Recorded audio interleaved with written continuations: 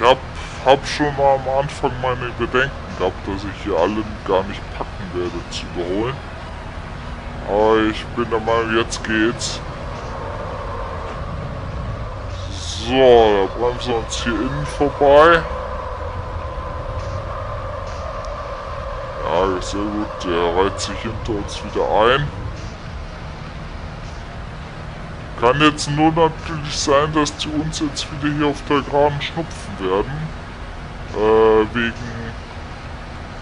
Windschatten und so. Ich wollte gerade